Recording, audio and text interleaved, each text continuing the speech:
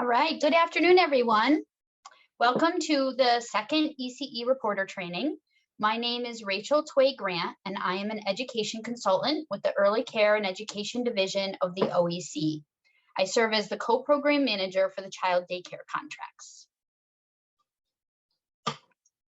Here's what we're going to discuss today. First, we'll start with a brief introduction to ECE Reporter. My teammate Morgan will then go through a demo of the ECE Reporter system. We will review next steps. Then we will end with plenty of time for questions and answers.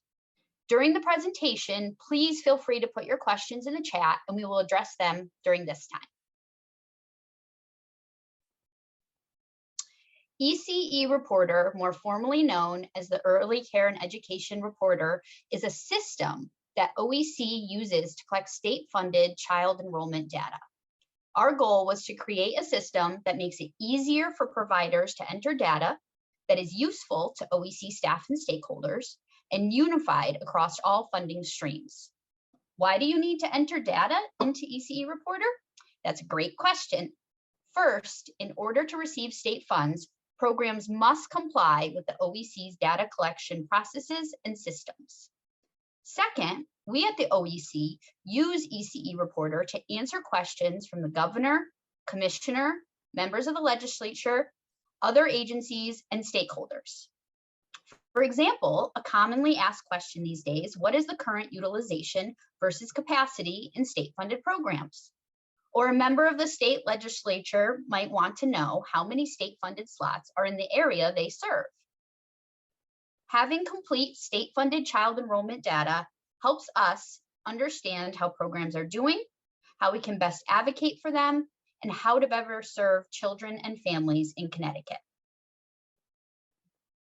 And now, without further ado, I'll turn it over to my teammate Morgan, who will lead you all through a demo of the ECE Reporter system.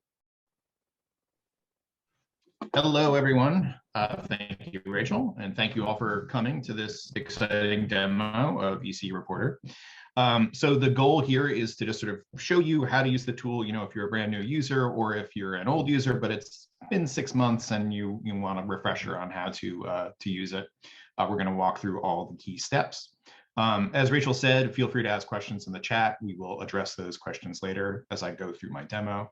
After I go through my demo, that'll be about 20 minutes from now. And yeah, I'm going to now share my screen and get into the tool. Okay, so here we are. A few things before we get into this. I just want to say that this is what's called a staging site of ECE Reporter. It is a duplicate of the actual tool. I mentioned that we use staging sites basically on our end just to, try out new features in the tool and things like that. I mentioned this just to clarify that this is a duplicate site. There's no actual data, no data breaches happening here. All the children are fictional that we're going to talk about. Another thing you should know is that when you use ECE Reporter, don't use Internet Explorer. And that is because Microsoft has stopped supporting Internet Explorer, so it's going to get increasingly buggy on any website. Microsoft has released a replacement, Microsoft Edge. You're welcome to use that. Google Chrome is fine, Firefox is fine, Safari is fine. But yeah, Internet Explorer is going to be buggy, and there's not a whole lot we could do about that. So just wanted you to know that. So we are going to log into the tool. If you think you should have a login but don't yet, check your spam folder. It could come from ctoec.org. Sometimes you can go in there. If you still don't find anything there, just use a support request. I'll show you where that is to ask about getting access. So I'm going to log in here. And this feature we added a couple months ago. It's some extra security. So you're going to get emailed a confirmation code. I'll just wait for that email to come in, which should be momentary. So I enter that code. And we are into ECE Reporter. Notice that there's this alert about the January 31st deadline, and that's what this whole session is about, is kind of helping you get your data up to date. Because it's the staging site, not the real site, we get this twice. I guess it's more emphatic that way, but you won't see this on the real site. So we've logged in ECE Reporter. What do you find on this page that you come to? So you get your managed sites and funding spaces. And our fictional childcare program is Hogwarts Childcare. And these are the 6 programs, state-funded programs that you could get funding from. And then down here are our sites. So our program has 8 different locations, 8 different individual childcare places within the program. So they're all down here. But before I get into the specific steps, I'm going to show you the whole process of using ECE Reporter. I just want to sort of orient you about like, what's in this tool when you first come to it and look around. So the purpose of the tool is to help you get your state-funded enrollment data into a format that OEC can use. And there are actually 2 different ways that you can do it. The main way, and this is going to be the first, if you're brand new to ECE Reporter, this is what you're going to do first. You're going to fill out a spreadsheet. We have a special template for the spreadsheet, which has all the information you need. You can't use any old spreadsheet, it's a special one. You're going to upload that template with all the information, and then ECE Reporter will pull that information out of the spreadsheet. And when it does that, you can then view it in the roster. Now, we're a new program here, or at least new to ECE Reporter, so we don't have any children in our program yet. But you will see all this information here, and I will show you that presently. And we consider the roster really sort of the hub of ECE Reporter. It's here that you can view all your data, you can make changes to your data, add or withdraw a child from your program, all that kind of stuff.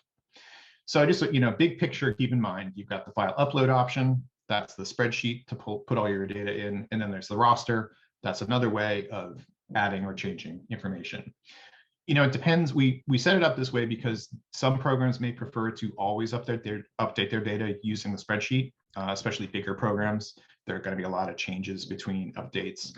That may be easier. Roster often works best for smaller programs where there's just going to be a few changes. You go and make them manually in the roster. It's really up to you. You have the choice and figure out what works best in your flow. In terms of what else is available on this page, note that there's the data template. This is what I talked about. This is a very special spreadsheet that you download and fill out. And then data requirements is a reference that could be helpful when you're filling out your data. It runs down everything that you need to include for an enrollment. And you can see what's required and what's optional. It's all very clear. You can see the definition and the reason for collecting it. So as I say, this could be a helpful reference when you're filling in that spreadsheet. Okay, but let's say we are a new program to ECE Reporter and we want to get our data into the system. We're going to go to data template and we're going to download the Excel template. Saving it to our desktop. So what does it look like? It looks like this. It is, don't change any of these columns or anything like that because ECE Reporter only accepts things in this particular format. And you can see there's a row here with all the different information. Anything that's optional is labeled optional. Everything else is required. And pay attention to this row as well because it has some useful guidance about how to fill things out. And by that I mean, here's the date of birth, and now it shows you these are the different ways that you can enter that date of birth. Guidance about how to enter, birth certificate. Well, you could just write US. You could write US birth certificate, non-US, etc. So you have these options. Use the state two-letter state abbreviation. So check that row for useful guidance about how to fill things out. And as you can see, there's quite a lot of information for each child enrollment record, but it'll take a little time to do, but that's what it looks like. So now let's say that we have filled out our template and it's looking good. I'm going to show you what a sample would look like. So you can see all the information. Notice the middle name is optional. So sometimes that's filled out, sometimes it's not. That's completely fine. And let's say we filled out the template. It looks good. We're satisfied the information is correct. So what do? You go to File Upload, like I said before, and you choose your enrollment file. And I'm going to make sure I got the right one here.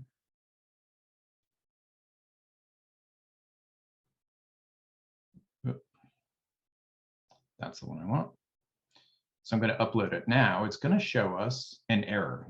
This was intentional.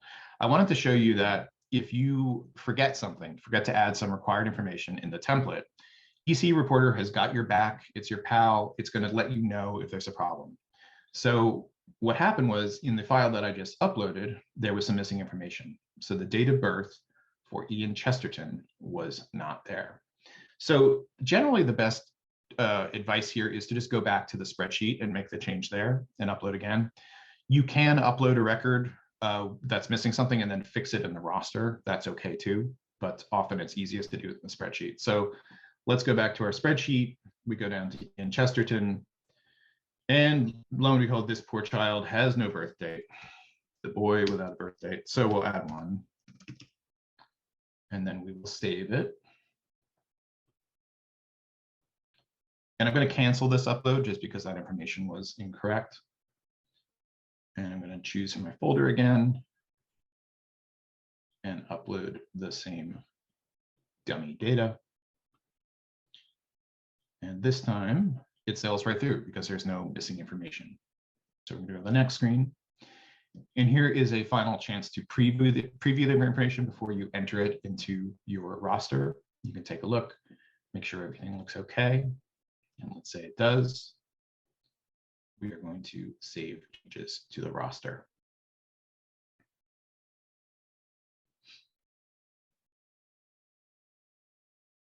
Okay, records have been uploaded. I've uploaded 21 new records. So now we have data in the system. And I want to call your attention to this.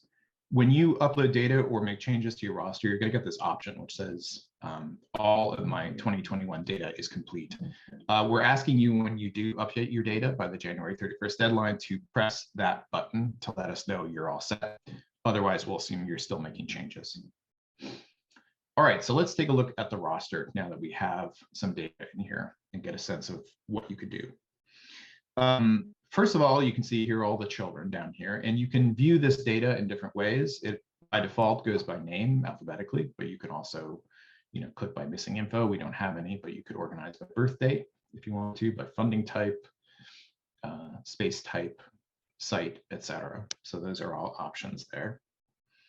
You can also, let's add a record. So let's say we have this, and we have a new child who's just entered our program. So how would that work? Just go to add a record. So adding a child record has 5 different, you'll see there are these 5 different sort of bigger steps. And what you do is you just fill out information in each one and save as you go. So I'm going to enter this new fictional child.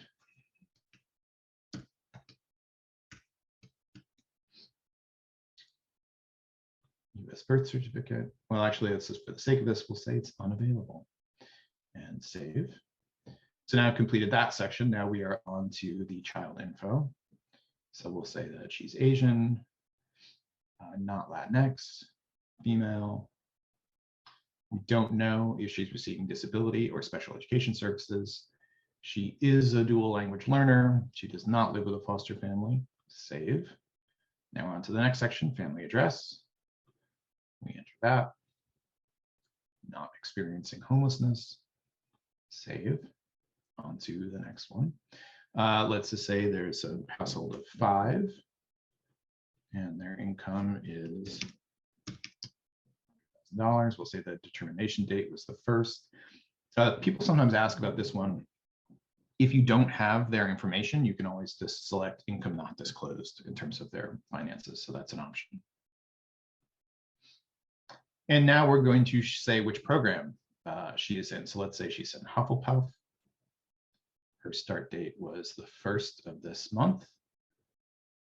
In person, she is an infant and she's in child daycare. Notice that some of these options are conditional. So you see you have 4 options for this age group, infant, toddler. But if it's preschool, you have 6 options. So keep in mind that how you answer one question may affect the next one. We'll say she's in child daycare, full-time. Funding start date is also the 1st. And we'll save.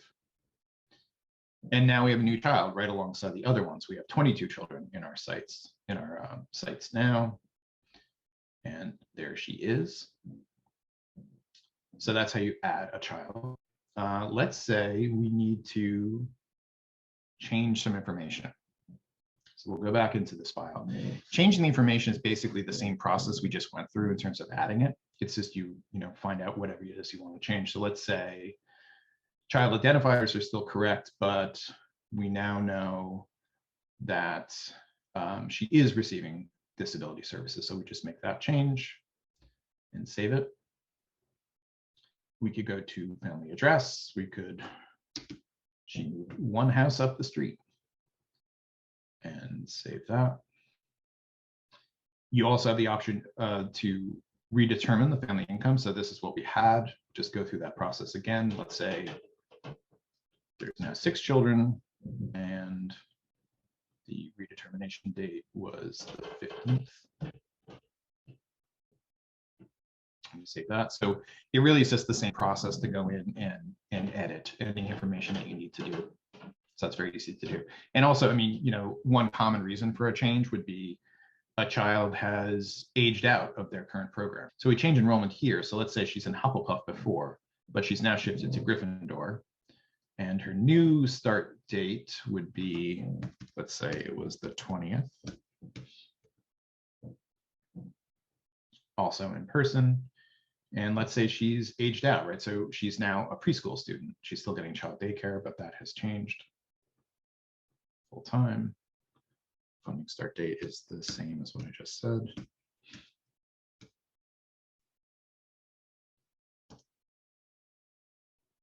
And that's that. So in terms of changes you need to make to child's record, those are some of the most common ones: family income, address, enrollment, and funding. And it's very easy to just go in and make those records, changes to the record.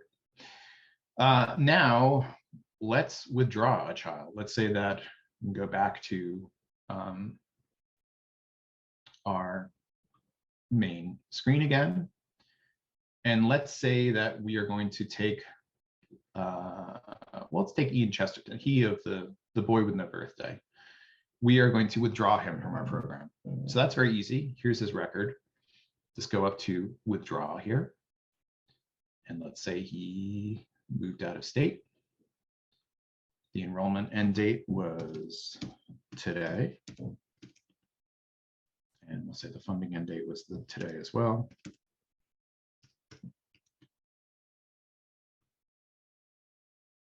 And he's withdrawn. And I want to call your attention to one thing, which is that, so Ian is now withdrawn from our program, but he will still show up in your roster. And that sometimes confuses people because they think, oh, I withdrew him, but he's still here, so something didn't work. It did actually work. The issue is that what you're seeing is a monthly view for who's in your program. So Ian was in your program during January, and that's why he still shows up this way. Come February 1st, he will no longer appear here, but he will appear if you go take a look at withdrawn records. He's already in withdrawn records, but come February 1st, he'll no longer be in the current children. Instead, he will just be here in withdrawn. And so one more thing I want to show you. I'm going to go back to the main screen again. People sometimes ask, you can withdraw a record, you can, but you can also delete a record.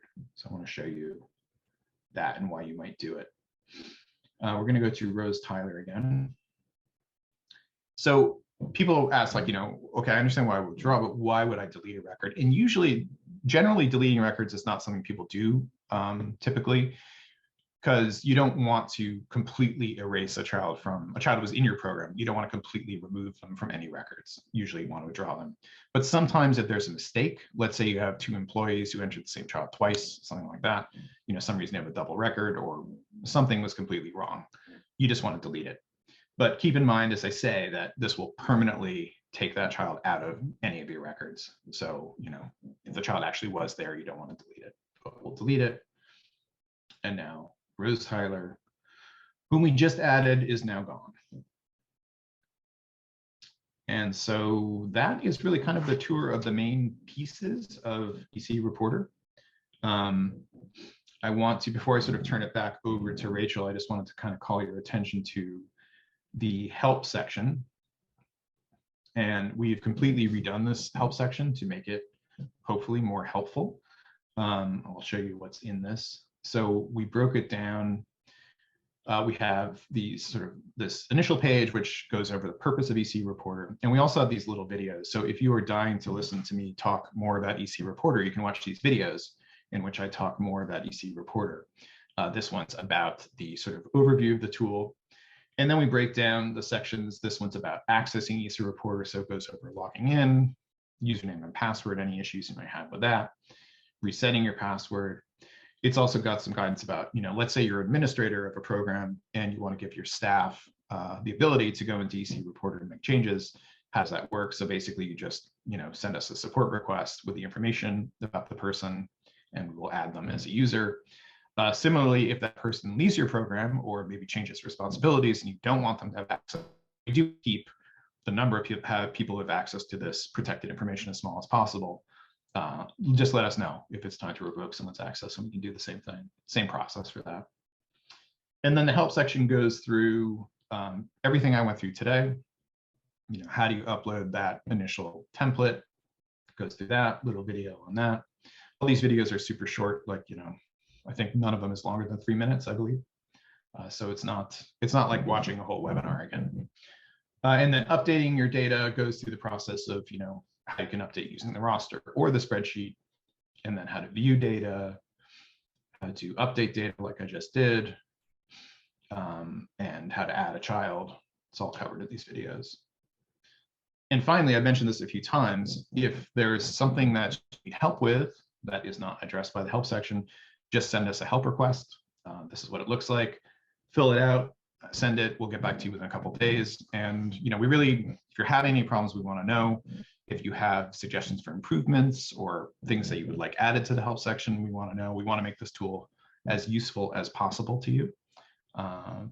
So yeah, I think that's it for the tour, and hopefully this puts you in a good position to get your data up to date by the 31st, which is the deadline.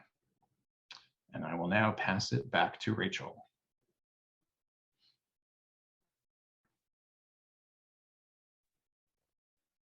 Thanks, Morgan. All right, for next steps, we, as Morgan mentioned, all programs are required to submit their June 1, 2021 through December 31st, 2021 enrollment data. Please input your data and then don't forget to mark it as complete. This is due by Monday, January 31st. Once this is complete, please continue to use ECE Reporter to keep your data up to date. Stay tuned for more communications about this process. As Morgan shared during the demo, here are some links that we think may be useful to programs to get information, instructions, troubleshoot, and to be able to request assistance. Priscilla will share these links with all of you in the chat now. And now we'll move on to your questions.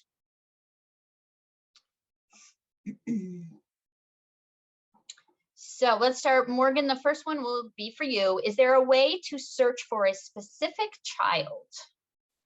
Yes, you can. Let's see, I still have it up. I can share my screen again. Sorry, let's move to the next question. I will get back to that one. Okay. What are the date ranges for this report? This is from Brenda. So Brenda, I think you're asked, I'm not sure if I'm going to answer your question correctly. So if I don't put it in the chat, we're trying to capture the data right now from June 1 all the way through the end of this year, through December 31st. Some people have asked why June 1, since our fiscal year with the state falls July 1 to June 30th. The reason for that is because previously we had asked programs to enter all their data through the end of May. So that's why we're still trying to capture that last month from the last fiscal year that we didn't ask programs to submit information for yet. Okay, another question for Morgan. What happens if there are multiple entries and when you delete one and all 3 entries are gone? Does the info need to be completely redone? So I'm guessing, Kristen, you put in, you're saying that like there was 3 Ians in your system. So when you tried to delete just one, it deleted all 3? That's interesting. That should not happen that way. So let me look into that and see. We could follow up with you, get more specifics about what's happening. Okay. And we have a few questions here about submitting a help request and not getting a response. So I do know that the support request form that you can see here that Priscilla shared is a more revised form for requesting help and assistance, where you'll get specific, like one-on-one, that they could troubleshoot your specific problem. So this would be, Kristen, a good way to make sure to dial into this specific problem.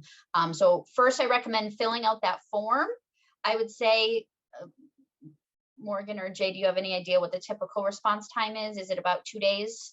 We try to make sure that we respond within 24 hours. And oftentimes, if folks are dealing with a situation with updating their data, or there's some sort of problem that is unusual that after you watch the bargain today, you weren't expecting, then we often will set up times for one-on-one Zoom calls. If you feel like for some reason we haven't been responsive to a request that you may have made earlier in the year, maybe between like September and November, there was a period at which we'd ask people to stop using the tool so that we have it prepared for the 2021-2022 school year. So I know that there were some folks that felt like we missed them at that point, but if you make a request now to the end of the year, you will 100% get a response back, likely from myself specifically or one of my colleagues, in a relatively quick period of time. And then to the extent that it would be helpful to have a Zoom call, we'd be happy to do that as well. Thanks, Jay. Here's another question. What happens when the system freezes to where you can't move forward on it? Morgan, would you know of anything that would cause, is there? Make sure you're using the right browser. Sort of try the process again. Other than that, it's definitely a help request. We want to know about problems like that people are experiencing, and we can see if we can replicate it. And sorry if that happened. Okay. Ooh, this is a good one because this does happen. How do you report the information for a child that has started the program and left, but then comes back, or has this back and forth several times? Yes. Do we have? Yeah, go ahead, Morgan. I was just going to say that so you would just sort of, the thing about the child records is that they are tied to specific. So, when I was showing you about it, if a child ages up, right, this would be kind of similar situation where they would kind of come back into the same program, but it's almost like a separate entry is what you would have.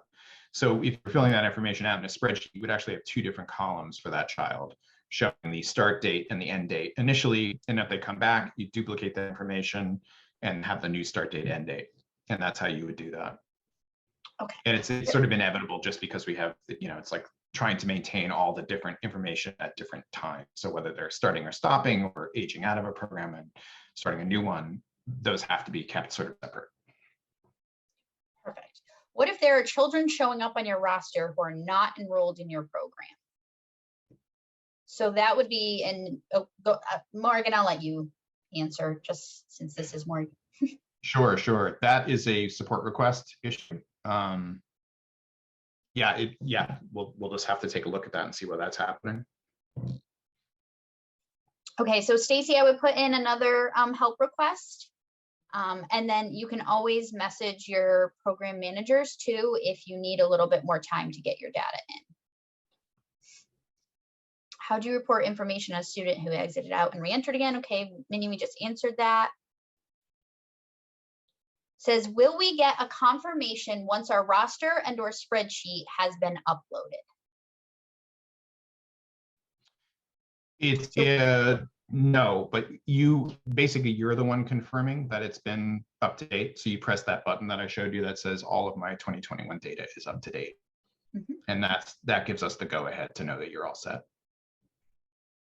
So if multiple people have the ability to enter data for a site, does everyone, so I'm guessing, does every user need to check the all of my data is complete box, or does just one person need to check it? Just one person needs to check it. How do we get our login ID and password for ECE Reporter? Yes, that process so basically, make sure you check with your administrator if you're an employee, and look into that. It should be generated automatically when the names are submitted to us. If for some reason it's not, as I said, check your spam folder. Other than that, go into the support request that I just showed. Go in there, and just say that you need login information and password, and we'll sort of take it from there and do any follow-up that we need to do, i.e. checking in with your program. At the OEC, we have a standing policy that every program gets 2 users. So if anybody needs additional users beyond those 2, it is a case-by-case scenario, and we do understand that it is necessary for larger programs with multiple sites, with multiple funding streams. So like Morgan said, just put in that support request saying that you're asking for additional users, and it will go through a process to make sure, you know, it's not somebody who randomly found this site and is asking for, you know, access to your program's information. That we will vet that information to make sure that those users are approved by the administrator to have access. There is very confidential information in the system, so we want to make sure it's not just available to anyone. How many staff can get access? There you go. So I just answered that question there. Penny asked, why does the system kick me out after 30 to 45 minutes? This is Jay. That sounds like an unusual experience, Penny. I would be more than happy to schedule some time with you to see why this is happening in your case. I'll go ahead and send you a direct message now to coordinate on your contact information and try to get something scheduled over the next 24 to 48 hours, pursuant to your convenience. Thanks, Jay. Yep. Okay, let's see.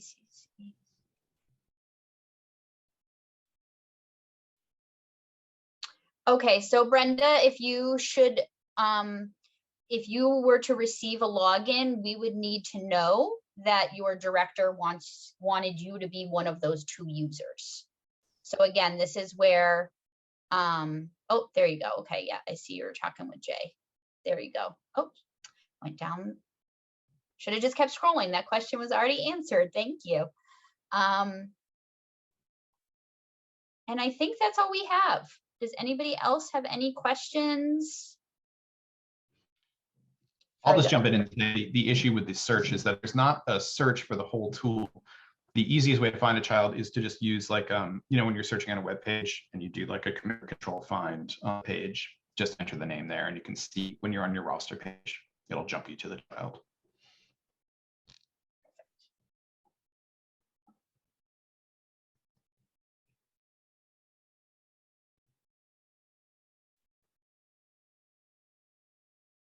All right, any other questions, comments, concerns?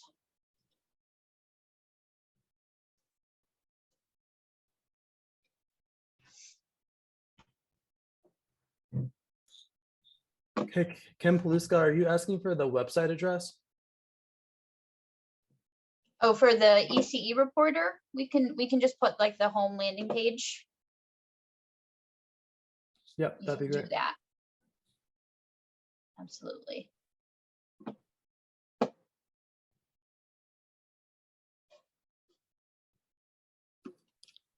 Okay. Let's see here. I'm going to throw it in the chat right now. Oh, actually, you know what? Maybe Priscilla or Jada, one of you want to stick it in just in case? Yeah, I can do that. Happy to be helpful. Perfect, Jay. Thank you so much. Sure. All right, everyone. Thank you so much for joining us today. As always, thank you so much for your continued support and collaboration. We are all very grateful for all you do to serve the children and families in Connecticut, and we wish you all well.